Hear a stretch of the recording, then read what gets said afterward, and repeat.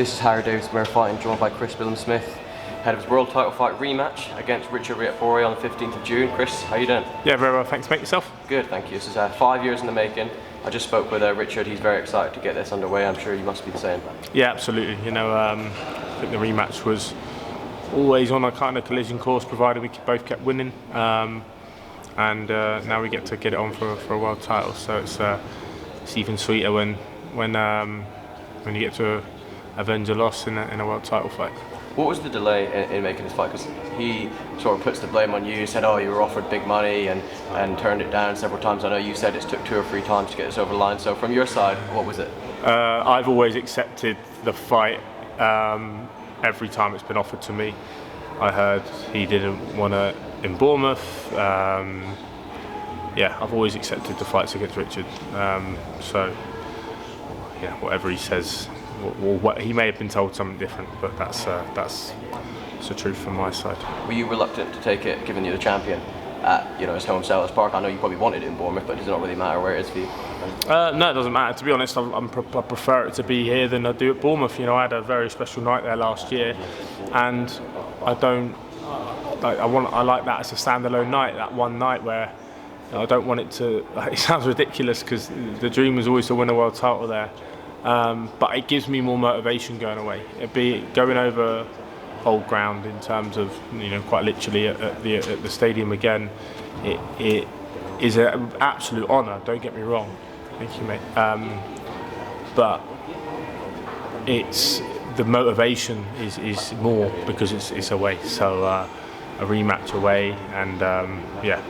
It would have been at Bournemouth nonetheless if the club had allowed it, but they didn't because of the pitch situation. June 15th, too near the start of pre-season. They need and the season, so they have to do the pitch. I spoke to the chief exec about it a few months back, and he said, "Sorry, mate, like we can't do it." I was like, "That's fine." It wasn't me asking. To be honest, it was asking on behalf of the promoters because they wanted it down in Bournemouth. They know. It's a tried and tested method down there, so but I'm sure the fans will travel.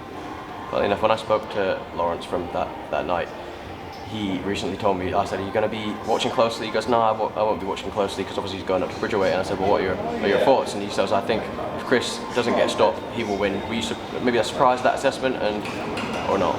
No, I mean the only way Richard could possibly beat me is a puncher's chance. That's all he's got in this fight. He gives away rounds. He's very patient in his work.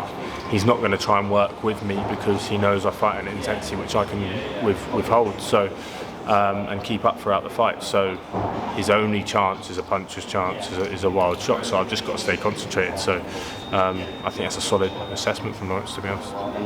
You said that you're a new person and a new fighter since that day 5 years ago. Do you think Richard is? Obviously he's changed a lot, but do you feel like he's come on leaps and bounds like you have or not? I wouldn't say leaps and bounds. I think we've made some improvements in some areas. Whether that will help him in this fight or not, I'm not sure. He's more calm now.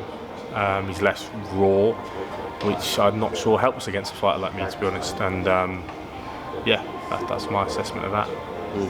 Do you think, as I mentioned with Richard there, what is the main differences from that fight? I was watching the first fight on the train up here, and what are the main differences that you see in him from that first fight? Because he had his moments in that fight and obviously got the nod, but where do you feel the main changes would be in this rematch? Just with me, not even necessarily him. Obviously, like I said, he's made a few changes, but the changes are with me. Camp on camp, I make improvements as a fighter and as an athlete. I'm constantly improving, constantly getting fitter and stronger. But also my boxing brain, especially this camp, we've really worked on a lot of different stuff and sort of allowed my brain to open up even more. So once you add that to the tenacity and the intensity that I fight at, it's a special fighter. So that's all I've got to do on fight night is just put it all in all to the test on fight night, and I just know I can do that. I can turn it on fight night. Obviously, neither of you have lost since that fight. Would you say that you've had the tougher path against the likes of Okoli? Obviously, you fought Galaki and stuff. Do you think maybe you've had the tougher route since that first meeting? Yeah, absolutely. And no one can argue that. If you look at the record since his best win since is probably Dion Juma. Galaki, on paper, yes, but where he was in his career after Lawrence's fight, you could see he was towards the end of his career. But I've gone out and beat a world champion who looked unbeatable and never looked close to losing in Lawrence, and then I fought Masternak after that. I had the Chamberlain fight. I've had European title fights and stuff like that. So easily I've had the better career since. What's the roadmap for you? Because boxing is an all-time high at the minute, especially with the Saudi cards. Is it more important for you to sort of fight the toughest challengers and have the UK fans watching, or do you eye maybe one of these big Saudi mega fights potentially, now that you've got all those sort of tools and you're world champion now? You can sort of do what you want, right? Yeah. I mean, you think you can. Look, I want to get rid of this mandatory and then look at. To be honest, I'd love to fight in America. That's always a boxer's dream from over here. I think once you do achieve your dream over here, like I have, and cleaned up domestically, like I will have after this fight, then I think America's a dream. Whether that's Vegas or LA, they got Zurdo Ramirez, who's a WBA champion. So I was cheering for him when he boxed in March, and he got the job done. So that now could line up a unification fight over in the States, which would be phenomenal for me. It'd be an absolute dream come true. Do a camp out in America, and I remember watching Ricky Hatton do it and things like that, and stuff like that. So it'd be an honour for me to go out there and fight in a unification against a very, very solid fighter in Zurdo Ramirez out in America. That's my next dream. Okay, two more. He once held your belt, now he's going up to challenge for the undisputed in a new weight class in all out Alexander Usyk. I have to ask, obviously, he was in your division once, now he's moving up to fight arguably the best heavyweight of the generation. How do you see that fight? Will you be watching closely just out of interest? Yeah, I'll be watching that card anyway, because you've got Breedis versus Opatire on it. But yeah, that fight's obviously interesting. I think it depends what Fury turns up. Not sure we've seen the best Tyson Fury for a few years now, so if he's not on it, Usyk always turns up, always performs, and even when there's maybe the Dubois fight where he had a bit of adversity, he came through it and still came through with a stoppage, and you have to admire that in someone. So and just his demeanour, like the way Usyk goes about everything. Fury likes to play mind games, and he just can't seem to play them with Usyk. When it gets in the ring, it comes down to skill and stuff like that. But and he's got bundles of that. But he is a menacing guy, Usyk. But also Fury's 6'9". He's a massive bloke. So if he can use his attributes and you can whack him to the body and tire him out, then you can get the win. It's a 50-50. But just I'd only pick a winner going on sort of mindset, and Usyk just edges that for me.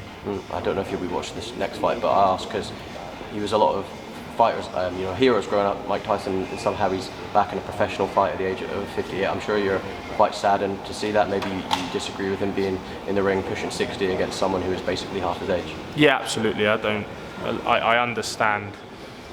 At the end of the day, professional boxing is a business, and unfortunately it's a business first before a lot of other things at times, and the money unfortunately talks. And it's sad to see Tyson.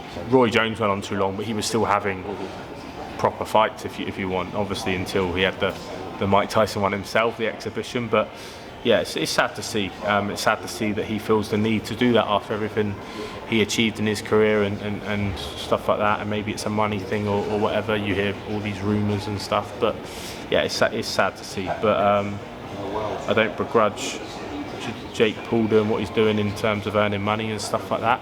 It's just sad to see the likes of Mike Tyson having to go into those sort of fights at the age he's at. Would you want, if you were his age, 58, getting in the ring, would you want those around you to say, what are you doing? You've been doing this for your whole life. Yeah, I mean, I'd like to think I've got enough about me to not want to go in there at that age. I'm hoping to be done by 38, let alone 58. So it's sad that he obviously feels a void, whether that's a void of boxing or a void of money or whatever it may be, and that's sad, because there's more to life, to boxing, and more to life than money. And it's just sad to see, and you've got to have good people around you that motivate you in other ways and make you feel fulfilled. Chris, appreciate your time. Nice one, thanks for your time. Well. Cheers, mate. Thank you. Nice to speak to you.